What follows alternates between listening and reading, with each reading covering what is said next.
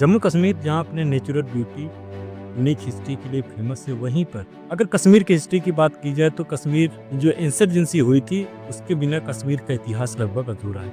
इस वीडियो में हम कश्मीर की इंसर्जेंसी के विषय में बात करेंगे। वैसे तो कश्मीर की जो इंसर्जेंसी थी वो स्टार्ट हुई थी 1989 में, पर इसकी जो रूटेड है, जो पॉलिटिकल रूट है, पॉलिटिकल डिसकंटेंट है, वो बहुत पुराने हैं और ये काफी टाइम से चले आ रहे थे, आज़ादी के बाद से चले आ रहे थे। इस वीडियो में आज हम उन्हीं सब के विषय में बात करेंगे और इसमें कई सारी चीजें इंक्लूडेड हैं। भारत पाकिस्तान का बंटवारा, इंडो पाकिस्तान की राइवलरी, मिलिटेंट ग्रुप का जन्म होना, जम्मू कश्मीर के लोगों को पाकिस्तान के प्रति लगाव होना, ये सब फैक्टर इसमें शामिल है। कहानी की शुरुआत होती है ब्रिटिश इंडिया से। ब्रिटिश इंडिया में जम्मू कश्मीर एक प्रिंसली स्टेट। आज़ादी के बाद उसके पास ऑप्शन थे को चाहे भारत को ज्वाइन करता है या फिर पाकिस्तान को ज्वाइन करता, लेकिन राजा हरि सिंह ने भारत को ज्वाइन किया। लेकिन जम्मू कश्मीर की जो मोस्टली पॉपुलेशन थी वो मुस्लिम थी, जिसकी वजह से वहाँ के जो लोग थे वो पाकिस्तान को ज्वाइन करना चाहते थे। इसी टाइम जम्मू कश्मीर के लोगों के सपोर्ट से पाकिस्तान की जो मिलिटेंट और ट्राइबल ग्रुप है उन्होंने जम्मू कश्मीर पर अटैक कर दिया।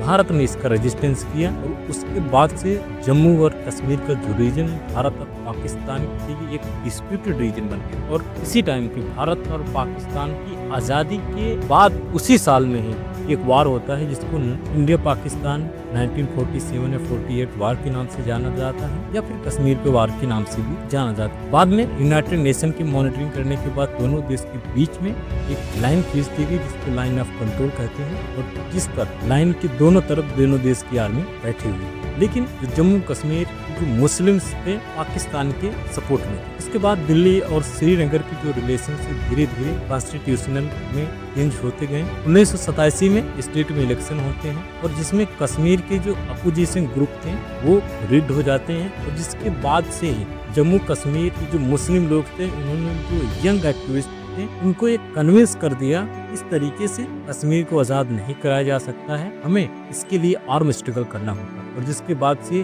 वो पाकिस्तान और उनकी इंटेलिजेंस एजेंसी ISI की सपोर्ट से LOC के उस पार जाकर ट्रेनिंग करने लगी। और ऐसा माना जाता है कि 1990 के टाइम पे कश्मीर का हर तीसरा बंदा जो रह रहा था वो LOC के उस पार जाके ट्रेनिंग दे चुका था।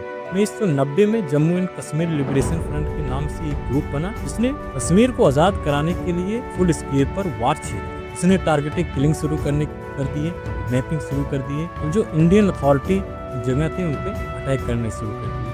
Jammu and Kashmir liberation front था, इसने हिंदुओं पे, जो कश्मीरी हिंदू थे उन पे भी अटैक करने शुरू कर दिए। 1990 में ये सब देखते हुए भारत की जो सरकार थी वहाँ पे लार्ज नंबर ऑफ ट्रूप्स भेज दिए गए, और वहाँ पे जो सिक्योरिटी के रूल्स थे उनमें काफी चेंजेस किए गए थे। मिलिटेंसी को आइडेंटिफाई और जो कश्मीर वैली में हो रहे थे कश्मीरी पंडितों की एक्सोडस को रोकने के लिए भी वहाँ पर कड़े नियम बनाए गए, लेकिन वो उस तरीके से कामयाब नहीं हुए। जो कश्मीरी पंडितों का एक्सोडस था वो रुका नहीं, और कश्मीरी पंडितों का पलायन कश्मीर वैली से लगातार होता रहा। 1992 में पाकिस्तान ऑक्युपाइड कश्मीर में एक इस्लामिस्ट ग्रुप बहुत ज्यादा फेमस हो जिसका नाम था हिजबुल मुजाहिदीन, जिसने कश्मीर के रीजन में वहाँ के लोगों को बहुत ज्यादा साथ दिया, उनको नेशनलिस्ट सेपरेटिस्ट से इस्लामिस्ट और प्रो पाकिस्तान बना दिया, और जिसने जम्मू एंड कश्मीर के लिबरेशन फ्रंट को बहुत ज्यादा सपोर्ट करी। और इन्हीं दोनों ग्रुप का कश्मीर में इंसर्जेंसी करने का बहुत बड़ा हाथ रहा। 1996 में जम्मू एंड कश्मीर में एक बार फिर से इलेक्शन होते हैं हैवी सिक्योरिटी के अंदर, तो वहाँ पे प्रो इंडिया गवर्नमेंट रिटर्न में आती है। लेकिन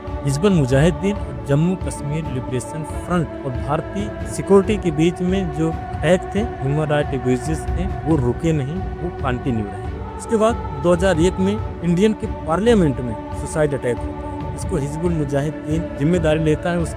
उसके बाद से एक बार फिर से भारत और पाकिस्तान की जो सेनाएं थी LOC पे आमने सामने हो जाती हैं, जो वहाँ पर जो भारतीय आर्मी थी लगातार इंसर्जेंसी को काउंटर कर रही थी और लगातार वो अपने ऑपरेशन चला। 2008 में अमरनाथ की यात्रा पर गए हुए लोगों पर वहाँ के जो आतंकवादी थे उन्होंने उन पर अटैक कर दिया, जिसकी वजह से एक बार फिर से सिचुएशन बहुत ज्यादा टफ हो जाती है और सिक्योरिटी फोर्सेस की रिस्पांस करने के बाद सिचुएशन जो है नॉर्मल होती है। 2010 में कश्मीर वैली में ड्रोन पेल्टिंग की खबरें लगातार आने लगी, और जिसको काउंटर करने के लिए सिक्योरिटी फोर्सेस को अपने तगड़े एक्शन लेने पड़े, और जिसमें 2010 के आसपास ओवरऑल जो इंसिडेंट थे, कैजुअलिटी की जो नंबर थे 2000 से कम हो गए थे, बट लोकल लेवल पे जो धीरे धीरे चालू था, स्पेशली साउथ एंड कश्मीर।